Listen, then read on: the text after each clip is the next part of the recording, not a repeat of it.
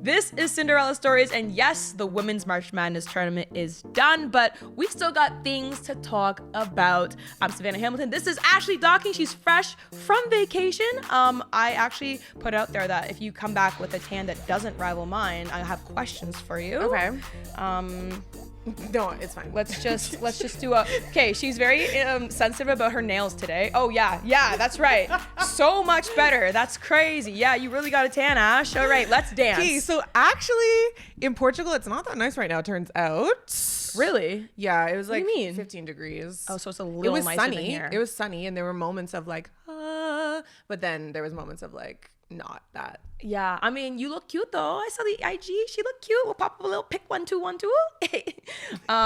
But yeah, okay. So happy to have you back because, like, you know, even though last week was so much better, I guess. Yeah, I heard the episode. You're welcome. I rushed home immediately after I heard the long cut. All right. Sorry to our audience. Sorry to our viewers. Sorry to our parents. It was fine.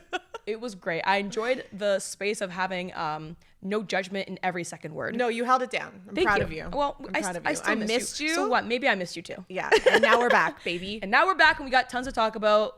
Let's break down the WNBA Draft. Happened this week. There's not surprising. Paige Bueckers went number 1. But what did you take away from it? That they have commodified that orange carpet so heavily. It reminds me of the Distillery District Christmas market. Okay. Where Christmas is sponsored by Dior. Like that tree that they have down in Distillery, it just says Dior on the bottom, Dior on the top. It's like everywhere. And so when they had the orange carpet for the WNBA Draft, it's sponsored by Coach. So everyone's in front of this thing, Coach. Coach bags, Coach. Well, yeah. Paige's bag is giving Mary Poppins. It's just like, I saw that. I'm like, what is inside there? Her chair outfit change. A whole umbrella. Because she did double suits. Facts. My biggest takeaway was that, you know, I think it's always going to be a special moment for the women. I was surprised actually that you didn't see more family members at the tables. I thought that was weird because when you see a lot of other drafts, and mainly it's men's professional sports, each person gets a table. They have like friends, family, significant others, agents, whatever. And there's like 10,000 people to hug. And I found that like they kept zooming in on Paige. She's sitting beside AZ. Yeah. And then that was like it. Yeah. Why'd you raise your eyebrow? No. When I said she was sitting beside AZ, why'd you raise your eyebrow? Because, they're great friends. You could tell. Literally the whole time I'm like, kiss. Yeah, I know. We're just like, the tension. It's the tension for everyone. And I don't know if it's true, and I don't want to perpetuate rumors like that, but also like. Cute though. Kiss. Cute though. I would say they're very cute. Great friends. Great friends. Roommates. Great friends. Roommates, really. One truly. bedroom. One bed. All right. Dominique Malonga, second overall pick. I'll call myself out. I really didn't hear much about her until the week before the draft. Okay. And I mean, I have lots of thoughts on even just this draft in general and how it was covered. And also we got to break down the fits. We'll definitely get to the fits in a second. What are your thoughts? But let's talk about the draft and how it's covered first and foremost, because like I said, I really haven't heard too much about Dominique until like recently, literally yesterday, and everyone's posting like there's male reference coming, she's the Victor Wembanyama of the WNBA now. Yeah, fine. I was waiting for that. Yep. Fine. I found myself. Yep. And I mean, I saw her. She's tall. She can dunk. She has ball handling skills. She's dominant. In fact, if she played in North America, I would argue that she probably would have been potentially the first overall pick. In fact, to the point where I know there's tons of hype around Paige, and rightfully so, like absolutely in every single like box, check. But we just don't know that much about Dominique, and I wonder if like had she been here, if the teams would have like kind of second guessed their thoughts on picking her first. Well, I think the biggest thing is like the name brand. Yeah. And the name recognition. Big time. So we talk about like, oh, Coach branded the orange carpet. Well, Paige Bueckers is already a household name, and she hasn't played one game of WNBA basketball, and she's already signed to Unrivaled for 3 years, et cetera, et cetera. Always talk about that. So she's built in commodified. Yeah. And so you have Dominique, and no one knows who she is. It doesn't mean that she can't pop off, but it just means that I think is part and parcel to the decision. Yeah. Yeah, I can see that part because a name like she's a household name already. So many people are like, she's not already in the WNBA. No, like she's been in college this whole time. But I think she brings, like as you said, like the brand name, and I think brand names bring audiences. Well, and also I think we kind of have to mention the fact that there's been conversation around like which superstars are promoted more than their other WNBA counterparts. And a lot of the women that are known across the board from casual fans are white women. Yeah. And so Dominique is black, Paige is white, blonde. And you think about who the casual fan knows. Okay, they know about Caitlyn, they know about Sabrina, they know about Diana, they know about Stewie, they know about Sue Bird. And so it's not nothing. And I'm not saying the women that I named aren't exceptional in their own right. Exactly. But there's a ton of players with a ton of talent. And when you're drafting a first overall pick, Paige is the one who's on the tip of everybody's tongue. Yeah. And you know what's funny? And like, that's a great point. We talked about it a little bit last week as well. Like the Paige even like calling out the media, holding them accountable for that in her ESPY speech when she was 20 years old. I was going to say, she is a real one. She's a real one. She understands the dynamic, yes, for sure. Absolutely. And I think like kudos to her parents for raising her like that too. I know she has a stepmother that's also a black woman. So clearly she grew up with a level of consciousness around just diversity, inclusion, and that conversation. So I love that for Paige. It's actually a big reason why I'm a fan of hers. Yeah. But you're right, though. There's a lack of media coverage when it comes to black female athletes. And I think Dominique has it twofold, though. Not just that, not just the fact that she's black, but the fact that she is born and raised in France. And she is so people don't understand the European relationship to women's basketball and how dominant Europe really is. Yeah. And people are kind of just, even then, I don't even know, I could say like they're just clocking it now. But I know that scouts and coaches, like if you know, if you played there, Yeah. Like my twin sister, she plays in France right now. The competition level is very high. It's very competitive in Europe in general, but there's definitely some top markets.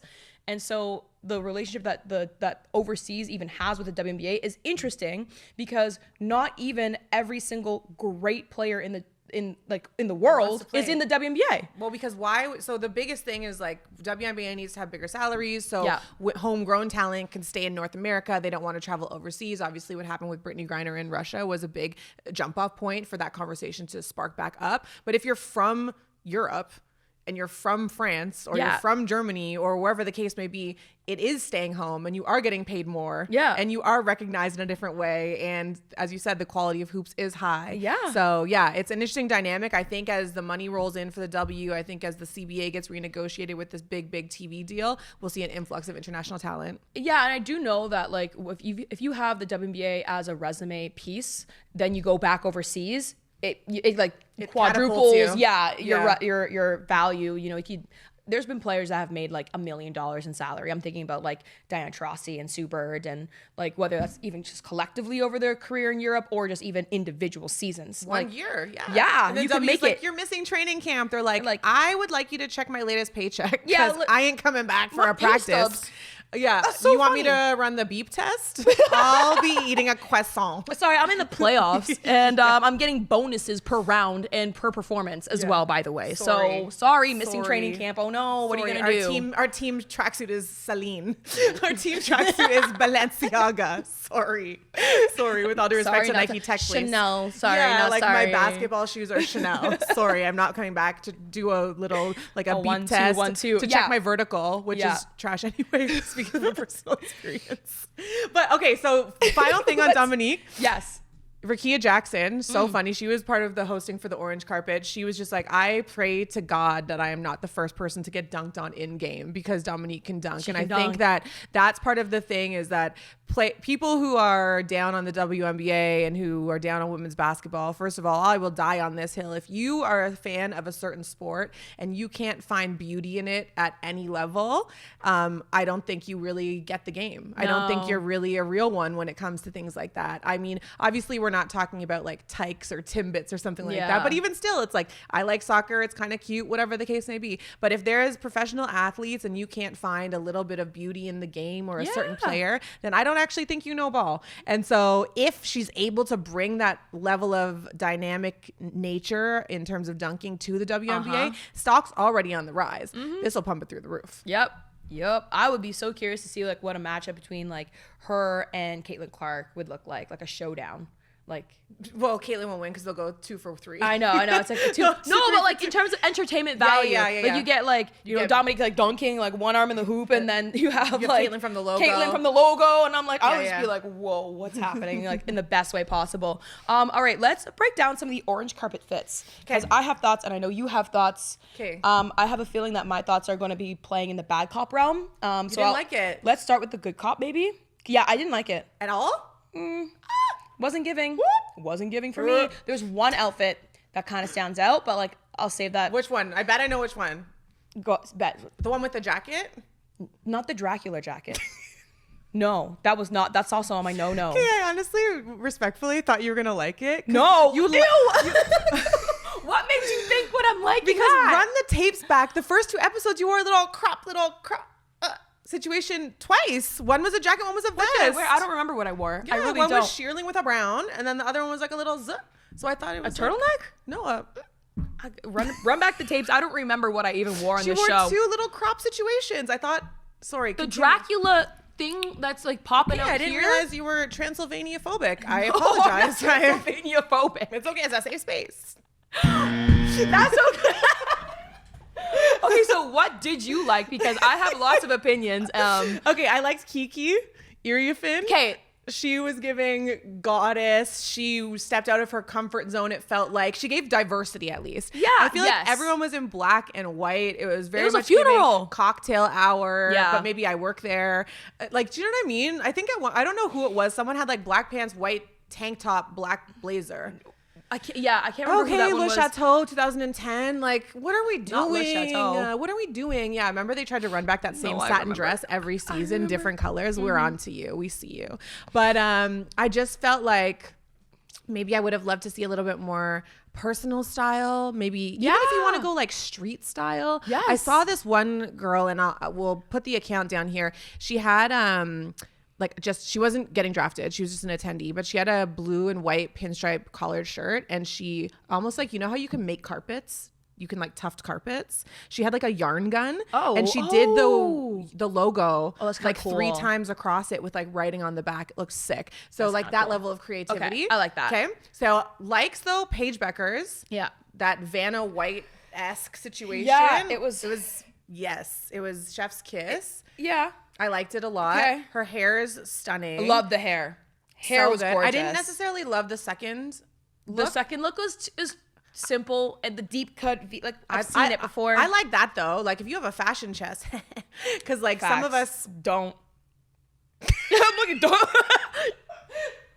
Some of us goes it's a little both ways. It goes a little porny. If you do deep cut, the other way around. If you have a fashion chest, you can go like deep down to the navel, like Jennifer Lopez Versace, and everyone's like, "Wow, where's she going? Church?" You're like, "Yes, I am to praise the Lord." Fashion chest. That's what it's called. Okay, that's what I call it. Fashion chest. Okay. If it's a man, it's a chicken chest.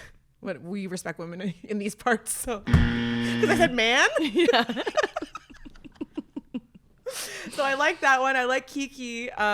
Haley I thought looked great, but I just think she's like still riding the wave of the like Sports Illustrated like body yaddy yaddy. So like it was a cute black cocktail dress. Fine. You didn't like it? No, it was like too basic. Okay. Like give me more. I thought last year's draft the girls fits, they came out and they all ate down. Like it was so good. This year I was thinking, did nobody style them? Well, that's the thing. When you talk about the coverage and how maybe it's different this year. That's what I'm thinking. Like it's like the Angel, the Caitlyn. She's talking about Prada. Yeah. And now it's they like must have styled themselves this year. That's what it was fewer, giving or for me. Fewer people were approached. Or that because like Kiki Iriafin, I did like her. Yeah.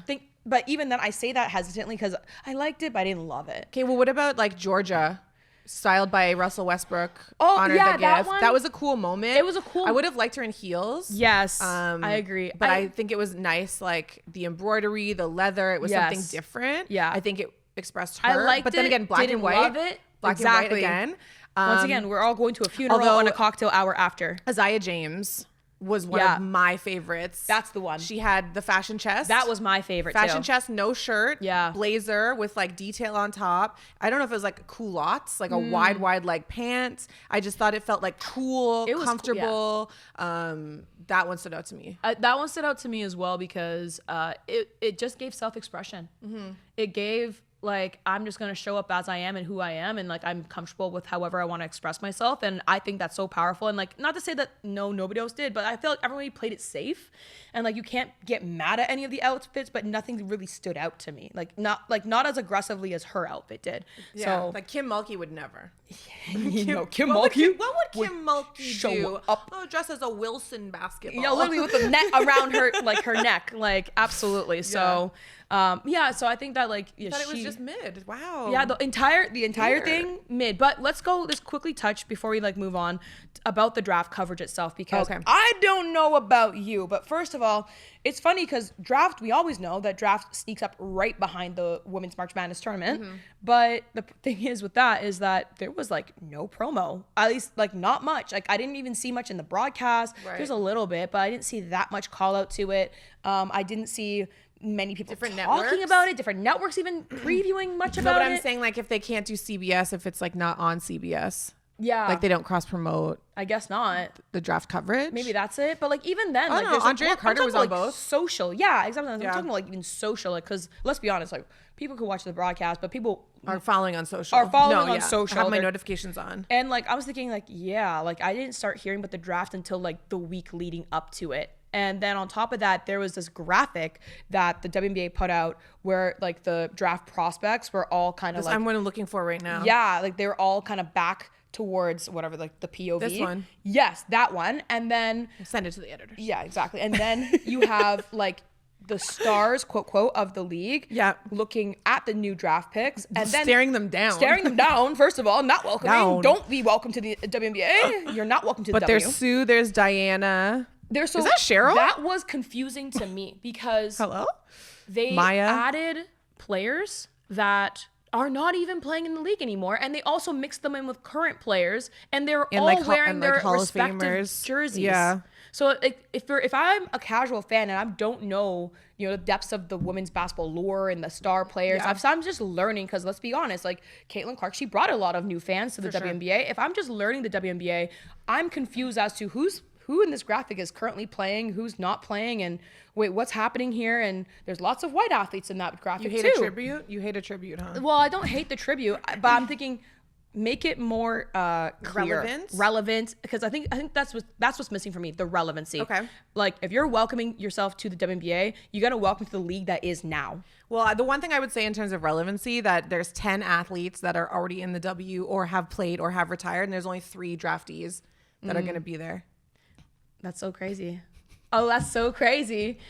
Ashley just broke her own rule, everybody. She just got a phone call. It was spam. She just got a phone call and she didn't put it on speaker. It said account services, so a bill has not been paid, apparently.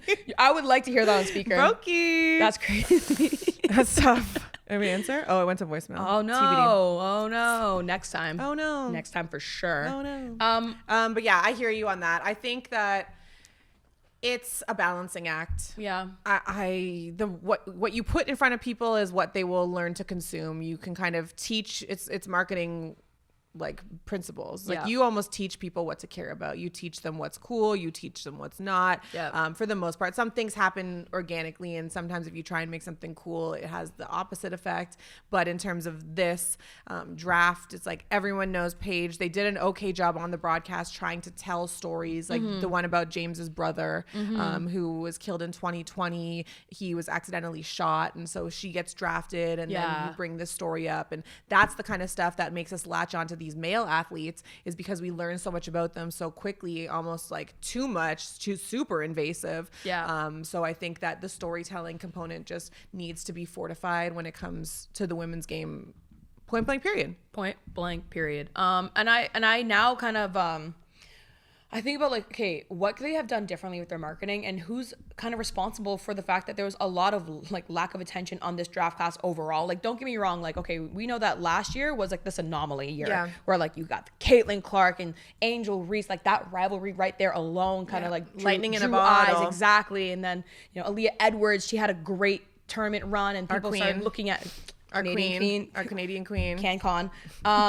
Check. But Aaliyah Edwards, she had a great run in the tournament that really like made her stand out. And so people were like locked in on the draft. And so I'm like, okay, if you're the league, you want to ride that momentum. And I get it. You're not probably going to hit those anomaly numbers again, but get somewhere in the range of the bar. Like, you know, like I said, if this is high jump and you're jumping like 200 centimeters, then try to at least go for like 180. What's 200 centimeters converted to feet?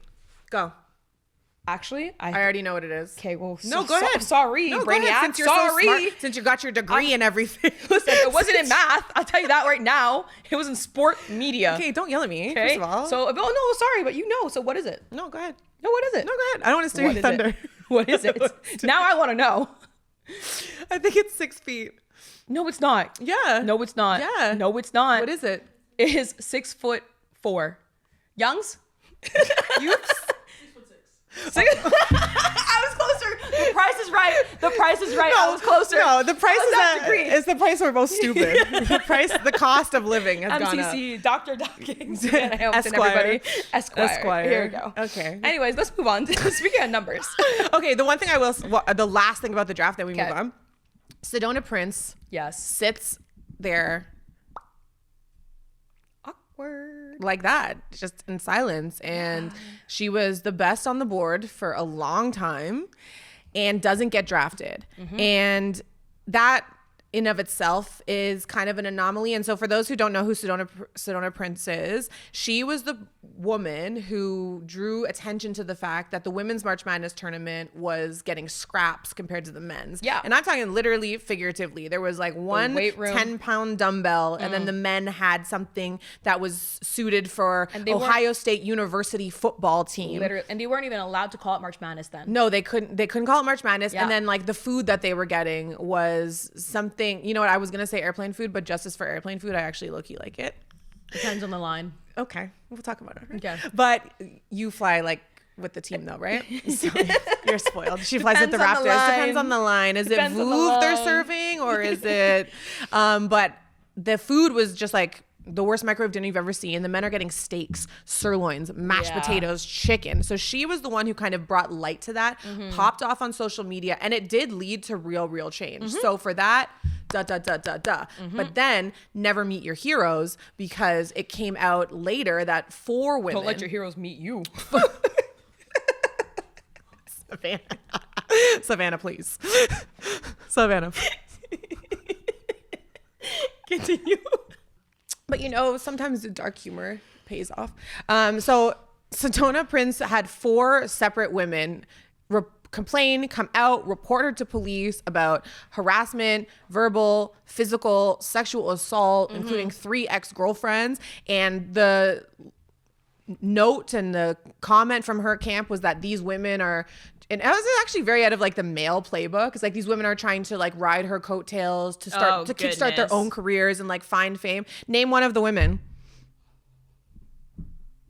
Name one of the women Literally. that can, like, no, that's not how this works. And so it seems like as a direct ramification of those reports, those alleged attacks, the assaults, no one touched her with a 10-foot pole. She was not drafted, and she was easily the best available. Yeah. We had 2 surprise drafts from the peanut gallery coming through from UConn instead of Sedona Prince, who was sitting right there and available. So just not even just in male pro leagues. Yeah, 1,000%. As entirely. They might fall. They might fall. Yeah. But would they fall out of the draft entirely? No, especially because it wasn't like necessarily like quote unquote recent news. Yeah. It's not recent. TCU students, I believe, signed a petition to get her kicked off the team. So it was earlier in the season when the year started. So time has come and gone. Yeah. And then you still have the women's organization standing on business. Well, that's what I love about the WNBA, the most progressive league in the world, because they stand on business when it comes down to brass tacks. Like, are you really going to have somebody with that reputation and, you know, whether it's alleged or whether it's actual charges, like, doesn't matter. Like, the WNBA is like, nah, we're not having, especially when 4 people. We'd rather not. We'd rather not. We'd rather, like, yeah. No. And we're not going to reward bad behavior. Yeah. Even if it's just, once again, alleged or whatever. But if it's coming from too many sources, come on. One source is enough. Honestly. One source is enough. But we'll see if she sneakily appears on like a training camp roster though. We'll see. What did Wendy say? What did Wendy say? We'll be watching. We'll be watching. Okay. We'll be watching. Yeah. All right. The last thing we want to kind of like touch on. I know that this was an important point for you. And you know, we laugh. We cry on this show. We cry laughing on this show. We have so much fun, obviously. But when you approached me originally for this podcast, even, you kind of like mentioned that you want to keep it really real and you have real conversations. And we kind of touched on it a little bit with Sedona, but I kind of want to circle back and let you set this one up because, you know, you saw something on social. We all did. And it was not good. And it kind of goes into the conversation of domestic violence and what is allowed in sports. Right. Yeah. I mean, there was a video that was posted from like a security ring cam, and it was of Quadarius Davis, who was expected to be picked in the upcoming NFL draft, choking out his girlfriend, and he literally choked her unconscious. Her body hit the floor, and then he dropped her, and he tried to like leave and go upstairs, and neighbors saw and heard, and they went to her aid. The police were called, But it's just, I think we can't talk about it enough because there's a bunch of things that happen when situations like this happen. First of all, the woman doesn't get believed. Second of all, the conversation goes, what did she do to piss him off? As if a man's not in charge of his own emotions regardless. In this instance, what she did was break up with him.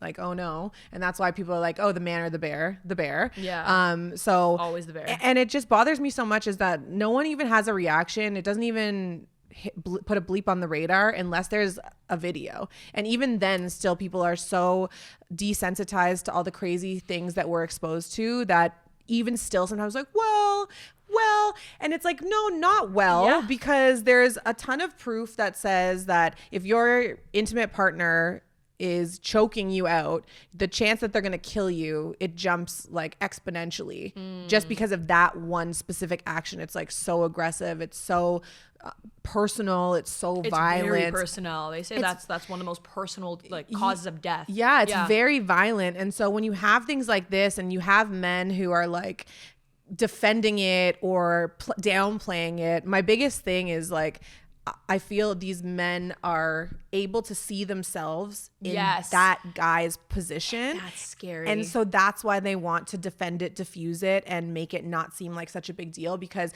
they would be either they've done something that they're ashamed of and they wouldn't want people to judge their entire existence, character, humanity on that one thing that they've done wrong, and so they're withholding judgment on a fellow man as well. Or they are for whatever reason scared that someone's gonna lie on their name and they'd want a chance to get the benefit of the doubt. And it's like, if you're relating more to the person who's inflicting violence than the victim, I think you have to like sit and stop. And it's just a problem in society in general. It's like, we don't care about a cause or we don't care about something unless it's like actually happened to us. Yeah. Like we all know someone, for example, that maybe has been suffering from or diagnosed with cancer. Yeah. But you don't go to like a cancer run like until that happens. Yeah. Yeah. Right. And most of the time. Yeah. And so it's not like necessarily a good thing or a bad thing. It's just an example of like, unless you've been personally inflicted or victimized by something, you don't really have a lot of apathy for it or empathy for it. And I think in these cases, when we're talking about like intimate partner violence, it's something that you need to like kind of take that out of the equation and just see what happened and say, okay, this standalone is fucked up. Yeah. And we can't really stand for it. So to go back to the Sedona Prince thing, wonder if and where he'll end up, because we all know that anytime a man is accused of something in sports, what's the last paragraph on the article always? Oh, we'll cooperate with police in criminal investigation. What? Stat line. Oh yeah, that's so true. Stat line. It's always a stat line. He was averaging 20 points per game this season, though. He hung 6 cats and killed 4 in a vehicle accident. Averages 18 points per game, 7 rebounds, 23 minutes from like Oregon State University or wherever it is. And so that in of itself is like just something to be aware of. That's all, more than anything. Well, it's not just awareness. And the funny thing, I'm happy you brought up Sedona too, because it's like, this is not gender specific. Yeah. It happens in so many different cases. We've seen it, we've seen it with Sedona. We've seen it with Brittany Griner. Yeah. And her wife. Yep. Yeah. And it's a very common thing that happens obviously in men's professional sports too. And it just kind of gets brushed under the rug. And it's one of those things that I think the leagues don't really want to touch, because it's part of these players, these athletes, gender not specific, they make the money. they make the money at the end of the day. It's always about the bottom line. Yeah. But like, where does the bottom line cross over to morals, ethics, and just like, I want to say like saving face, like literally, like at what point is it enough? At what point is enough is enough? Yeah. You know, and how far can you push that ballot before, like, what, you got to have to wait till the complete cops like put this guy in jail? Like, and there's always going to be like those anomaly cases where there's fake not like, honestly, there's anomaly cases though where but it's like less than like 2% of sure, reporting but is there's false. there's still a small, and that's what people like to run with though. There's a very small margin, but people like to make that margin seem bigger than what it is. 1,000%. That's why I had to give a little bit And of that's credit to that the empathy small that margin. we're talking about. Yeah, where I it's know, like exactly. they're more inclined to believe the predator which is quote unquote prey, crazy. if you will, which is like, what do you mean by that? What do you mean by that? Yeah. I know. Yeah, and you'd be surprised of the cases that like don't even come to light. Yeah. That just get shoved under the rug. And just because the girl got money, it doesn't mean that it didn't happen. Just Facts. for the record, just because a settlement was taken and the person who was the victim didn't go on the stand and have to get their name dragged through court for 6 months and put it in the newspaper and got a bag for their pain and suffering to pay for therapy, doesn't mean it didn't happen. If anything, it's also more telling. Also, Whenever they settle, for me, it's like more telling. that part. Yeah. Yeah. Like, you really couldn't defend yourself, could you? You really had nothing. That's crazy. Real quick, shout out to Paige Bueckers because she got her bag. She signed with Unrivaled, made a commitment for 3 years with them. Now get these numbers. Okay, I'm gonna bring back the numbers. I'm listening. So she signed for a 10-week season. That's what Unrivaled is in the off season. $350K per season with Unrivaled times 3 years. Okay. Now do the math. That you can do the math there. The WNBA total salary, $1,050,000. Yeah, I wish. Total salary. No, that's the total of her Unrivaled contract. Is 369 to 10.5. All right. 1.5. Math 150. Math is not our strong suit. LLC. This is why we talk for a Ashley living. Docking LLC. There we go. Higher. Can you do my taxes? It's tax season, please. No, I still owe $1,000 on HST from last year. That's coming, CRA. That's rough. It's coming. That's rough. That's rough. Maybe ask Paige. Paige can help you out. Continue. So a lot of money. Whatever, 350,000 times 3 years, so 350 per season. Her total WNBA rookie contract, which is 4 years, comes to $348,000. Yeah. Over 4 years, she's making more in one season with a 10-week season and with Unrivaled than she's making in 4 years with the WNBA. And the actual most insane thing about all of that, but all those numbers super valid, and it's like also get your money, girl. We love that. Unrivaled made a profit last year. A crazy That's profit what they too. reported at least. It's like 7 a, mil or something like that. No, more than 7 mil was what they paid the players. They racked in, I believe it was something like 27 mil. Insane. Yeah. Love that. Like for 10 weeks. For 10 I have questions. Weeks. I have questions. Just a few questions. What would you do if you got $350,000? What would and you had to spend it in 10 weeks? You know what's crazy? Is that even a down payment on a house these days? Yeah. It can be. Depends on the house. In but like Oshawa. Before. Yeah, exactly. Respectfully. In Texas. Yeah. How would you spend $350 in 10 weeks? 10 weeks. Jeez. Oh, whew. Well, I'm a world traveler. You know that. So you know. She's gone to Greece twice. It's not that deep. Going to Greece for the second time this offseason. And also Egypt and Italy and France. Okay, I travel. I get out there. I went to Dominican. Not me getting defensive. Okay, first of all, I would travel the world with that money for 10 weeks straight. I don't think you would see me. I'd do around the world on in the beach, whatever day. Yeah, climbing some mountain. Okay, visiting some historic like place, whatever. Can I tell a sidebar story about this girl that I know who lied about climbing Machu Picchu? What? Shout out Amanda. I don't know if you're gonna watch this. Not name dropping. Well, it is what it is. She knows who she is. So we went winter camping by accident one time with my football team. So we were in Edmonton. And we decided, I was like, does anyone want to stay a couple extra days? We'll go for like a hike, go to a spa, because we just played football. Like, we're tired, we're beaten, we're broken, we're battered. Yeah, sounds good. And then this girl on my team, Angie, who I didn't really know was like ultra recreational at that point. She's like, yeah, I'll plan everything. Me? You're going to plan it? say less. Tell me where to send the money and tell me what to bring. Like, I don't want to plan. So then she sends the list of things to bring for this like hike. I thought we were staying at a hotel where they had robes. Okay. She's like, sleeping bag, tent, axe, knife with a 5-foot blade to pierce a bear's heart. Whoa. Hold on. Whoa. Descriptive. Big timeout. That's what it said. That's crazy. So apparently we walk, not apparently, we did 42, apparently, you know that kid? Apparently. Yeah. So we walk 42 kilometers in the winter inland. Your girl was going to wear running shoes. I didn't know until 2 days before I needed hiking boots. Oh my gosh. I would. One of the girls on the trip was like, oh, I got this. I climbed Machu Picchu. We're gearing up. She's like, bet. We're gearing up in the hotel the night before we leave. And she's putting on her like backpack. And the hiking backpacks, you're supposed to wear them up around your hips. It helps like decrease the load. It's those really tall backpacks that fit like everything.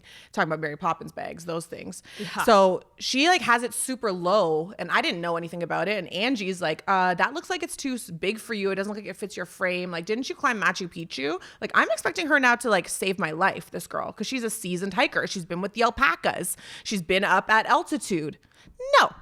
Turns out she's like, well, what happened was she gave her backpack to one of the donkeys and she rode the gondola up. Bruh. Climb Machu Picchu. Okay. Climb. That's your claim to fame? You climb. That's crazy. That's crazy that you even said that you did. Out loud. Multiple times. And owned it. To different people. As if she was a pro. As if you weren't going to get caught. That's called 2 truths and a lie. As if we didn't have to unload you the whole trip because you were tired and I had to carry your axe and your pan and stuff. The same one that put the list together? No, Miss Machu Picchu. Oh. I wanted to get her a sash. How about now? Miss Machu Picchu. Miss Machu Picchu. All right. Anyway, I forgot what we were talking about, but go ahead. Oh, $350 World Traveler. Yes. Okay. What would you spend your money on?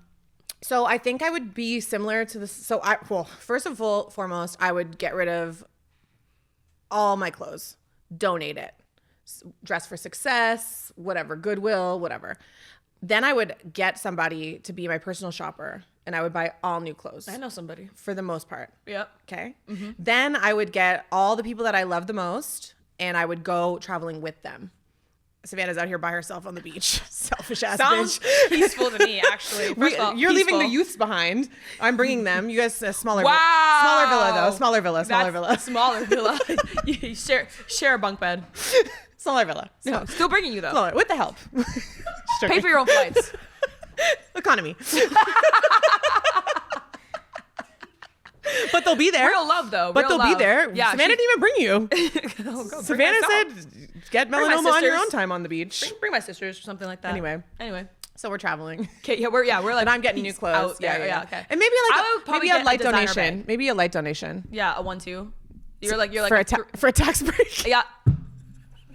That's what they're for. Wait, is it? And investments. That's what they're for, she said. That is what they're for. I know, but like, you're not supposed to say that. I'm sorry. Oh, it's for a good cause. Loblaws, Galen Weston at the cash register. Do you want to donate $5 to help dying children? No.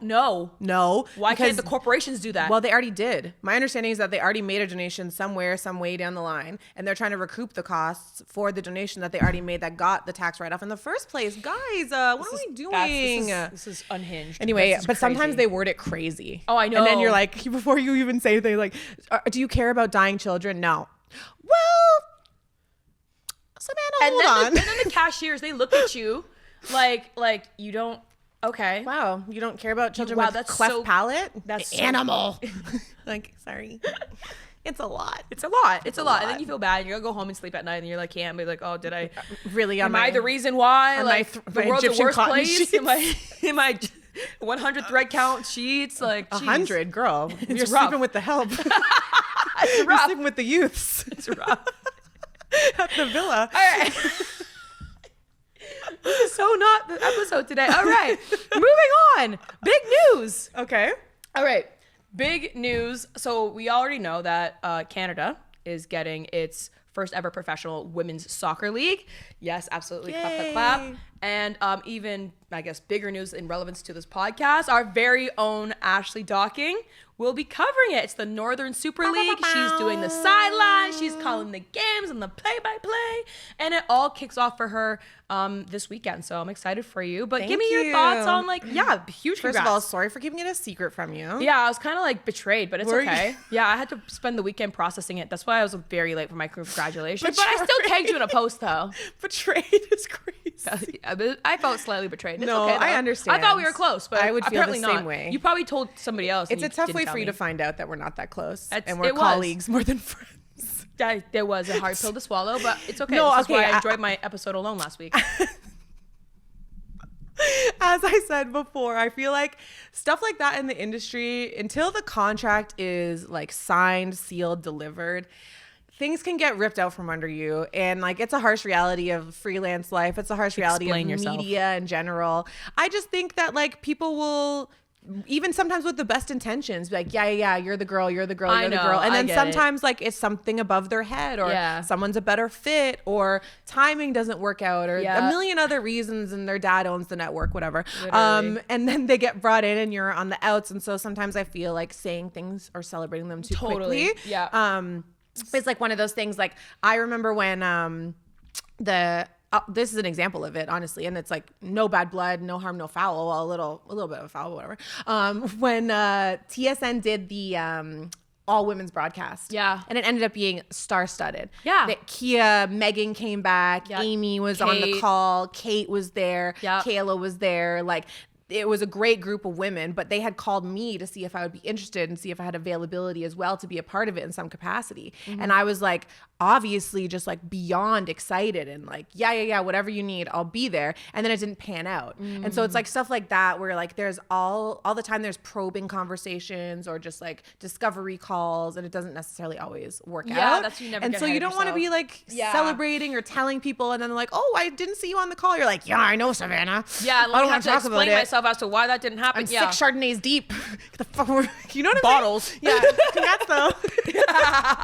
Right. No, I get it. That's kind of why, but I am super excited. I spent the majority of my life playing soccer. It was my first sport before basketball. Crazy. Which a lot of people don't really know about me. I was pretty good. Soccer girly. I was all Canadian. My jersey's retired at the college that I went to. I have a scoring title. It's no big deal. Oh, shoot. It's no big deal.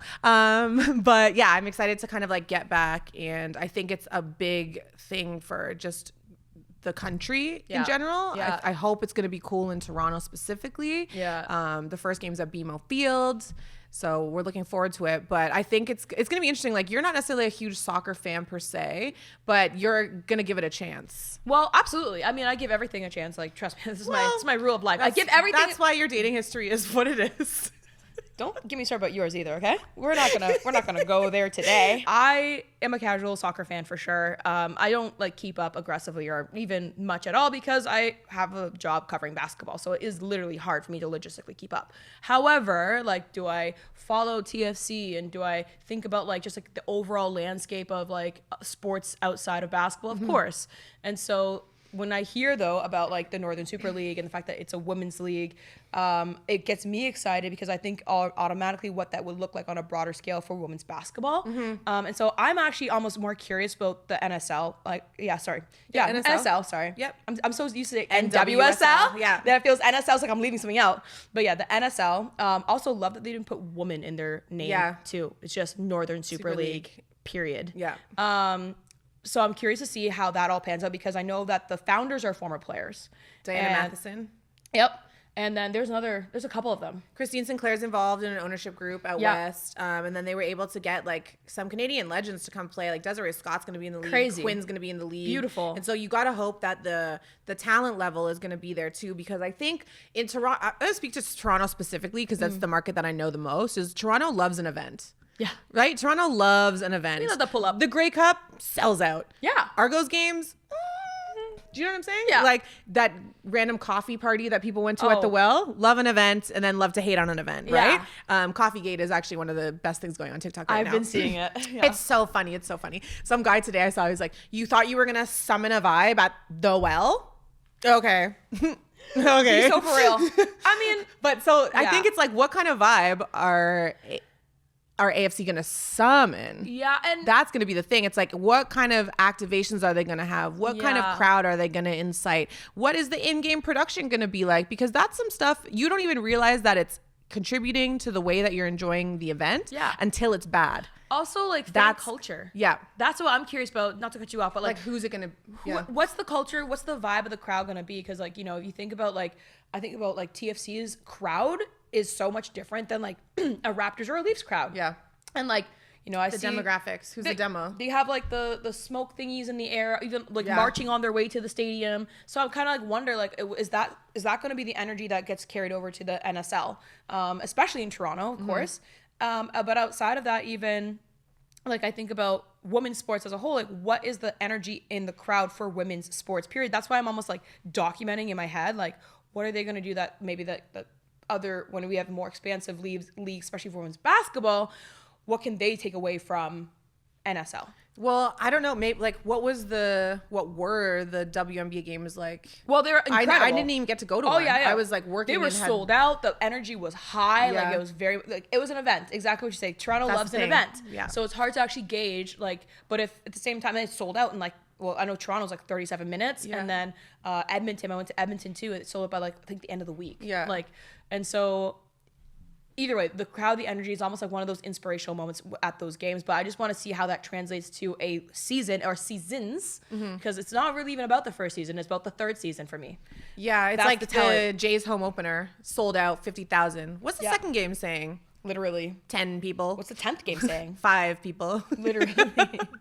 No, I think it's going to be good. I feel like, I don't know if this is a controversial thought, but I think that in terms of the way that sports are played, men versus women, and the different aspects that you enjoy from each gender, I think soccer is the closest in terms of parity that you get from men to women. Well, there was that one commercial. I know the one you're talking about. So good. What was it for? The Olympics? Or FIBA? FIFA? Sorry, FIFA. So yeah, FIBA. We can put it on the screen. The commercial is a bunch of men playing soccer, and it's like golazzos, stunning footwork, big time tackles, just huge sellies, and then you realize that they Photoshop men's faces onto female players, bodies. And it's actually like the women who were popping off. And so I think that is one thing that soccer has on top of its global reach in general. It may not be Canada's sport, but globally there's so many soccer fans. I've always said this. I prefer watching women's soccer over men's soccer. Okay. I've always said this because I joke, I'm like, every single time like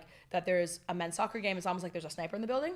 And they just roll. Yeah, they're super dramatic. So dramatic. Super. Meanwhile, women, they get pushed down. They're like, back up. Yeah. Like, they're like, bet. Who was that? You? Yeah. You're mine. Take a like, number. Yeah, literally. Yeah. So, like, I respect the women's game for, like, the grit, the toughness, and the fact that they don't over dramatize, like, their injuries. I'm sure, like, it's legit. Like, with the men's game, too. Some do, but it's not. The men are crazy. Yeah, and it's like, there's always a range here. I'm talking overall. So, as a casual fan, though, if I'm watching it, I just want to see you compete. I don't want to see the game stop.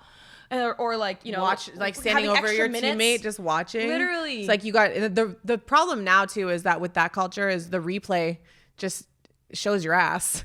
It's just like you got stepped on your ankle, you're grabbing your head, you're rolling around, you started like dry heaving. I'm just confused. Why do you look like a cat? Stop it. It's too much. It's not a flattering back arch on anybody. Yeah, no, come on now. It's solid turf or grass. Like it's not cute. Yeah. No, so that's why that's another thing that I appreciate about the women's game, and I'm excited to watch it for myself, and also it's gonna be you so on good. And sidelines and calling play-by-play. And if anyone's recording me on TV or sending something on Instagram, please, at the love of God, at least a boomerang or a video, because I have dry eyes. I blink a lot, and so it's really tough to get a good screenshot. Thank you. Really? Oh yeah. I was gonna say, you don't blink that much in this No, podcast. You could literally do like screenshot roulette. It was like the funniest thing. You just like on the timeline, spacebar pause, and I'm like, spacebar pause. Yeah. Dry eyes. It's okay. It's an ailment. Add it to the list. Just happens. Add it to the list. To my scoliosis as well. Did you know that? No. Yeah. Jeez. I have ailments. Wow. Vertigo. Motion sickness. That's what happens when you get older. Anyway. It's a state of emergency. Evacuate the building.